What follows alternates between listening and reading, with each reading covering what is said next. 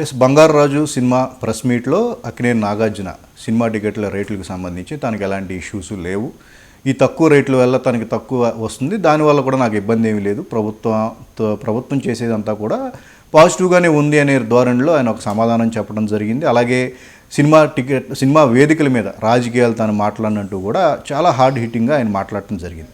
అయితే నాగార్జున అన్నది పవన్ కళ్యాణ్ని అంటూ కూడా పవన్ ఫ్యాన్స్ తీవ్రంగా స్పందించారు. మరోపక్క వైసీపీ సోషల్ మీడియా కూడా పవన్ కళ్యాణ్కి బుద్ధొచ్చేలాగా నాగార్జున సమాధానం చెప్పారని వాళ్ళు ఒక ప్రమోషన్ చేయడం జరిగింది.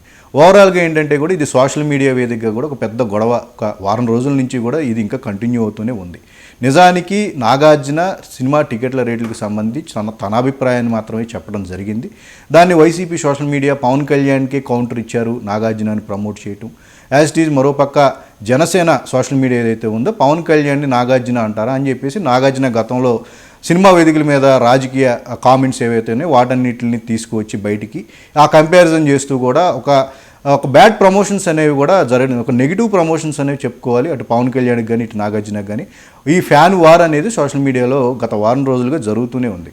మరొక పక్క నిజంగా నాగార్జున సినిమా వేదికల మీద రాజకీయాలు మాట్లాడకూడదు అనే విషయాన్ని కనుక మనం తీసుకుంటే కనుక నిజానికి పవన్ కళ్యాణ్ ఒక్కలే కాదు, చిరంజీవి కూడా సినిమా వేదికల మీద చాలా రిక్వెస్టింగ్గా సినిమా టికెట్ల మీద జగన్ పునరాలోచించాలి అని చెప్పేసి పదే ఆయన 2-3 సార్లు కూడా ప్రస్తావించడం జరిగింది.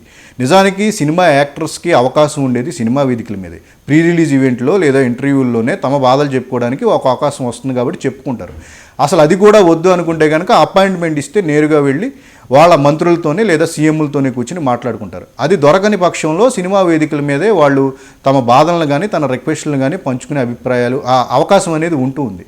సో అదే క్రమంలో చిరంజీవి కూడా జగన్ రిక్వెస్టింగ్గా ఒక అడగడం జరిగింది. బట్ నాగార్జున ఈ విధమైన కామెంట్స్ చేయటం పట్ల ఫ్యాన్స్ కూడా తీవ్రంగా నిరాశ చెందారు.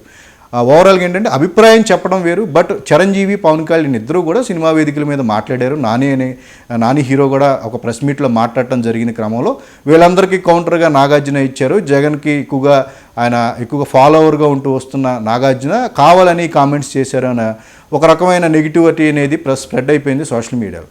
బట్ ఇక్కడ మనం గమనించాల్సింది ఏంటంటే కనుక ఎవరి అభిప్రాయాలు వాళ్ళు చెప్పుకోవడానికి ఆ స్వేచ్ఛ అనేది ఉంటుంది. బట్ దానివల్ల ఫ్యాన్ వాళ్ళు ఎక్కువగా ఫీల్ అయిపోవటం, ఫ్యాన్ వారికి దారి తీయటం, ఒకరి మీద ఒకరు కామెంట్ చేసుకోవటం అనేది ఎక్కువైపోతూ ఉంది. నిజానికి జగన్ని కలిసేందుకు ఫస్ట్ వెళ్ళిన పర్సన్స్లో చిరంజీవి నాగార్జున ఇద్దరు కలిసి వెళ్ళడం జరిగింది. సో కావాలని చెప్పేసి ఎవరిని అనే పరిస్థితి లేదు. కేవలం అప్పుడున్న టాపిక్ను అక్కడితో ఎండ్ చేయడానికి నాగార్జున కాస్త గట్టిగా అయినా సరే తనకి సినిమా వేదికల మీద రాజకీయాలు మాట్లాడే ఉద్దేశం లేదని చెప్పడం జరిగింది. కానీ అనూహ్యంగా అది ఒక ఫ్యాన్ వారికి దారితీసింది. ఇప్పుడు బంగారు రాజు సినిమా విడుదలవుతున్న క్రమంలో ఏపీలో 50% ఆక్యుపెన్సీ పెట్టారు కోవిడ్ ఆంక్షల నేపథ్యంలో. ఇప్పుడు మరి నాగార్జున ఏం మాట్లాడరా అని చెప్పేసి మరొకసారి కొత్త గొడవను సోషల్ మీడియాలో పవన్ ఫ్యాన్స్ తీసుకువస్తున్నారు. కానీ నాగార్జున ఒక విషయాన్ని అయితే క్లారిటీగా చెప్పడం జరిగింది, ఎన్ని అడ్డంకులు వచ్చినా సరే తన సినిమాకి ఎలాంటి ఇబ్బంది లేదు, తన సినిమా వరకు ఎలాంటి ఇబ్బందులు లేదు అని చెప్పే క్లారిటీ నాగార్జున ఇచ్చేయటం జరిగింది. కాబట్టి దీని గురించి డిస్కస్ చేయటం మానేసి బంగారు రాజు సినిమా విడుదలైతే అది బాగుందా లేదా, జనాలను ప్రేక్షకులను ఆకట్టుకుందా లేదా అనే విషయం మీద ఇప్పుడు అందరూ దృష్టి పెట్టాల్సిన అవసరం ఉంది.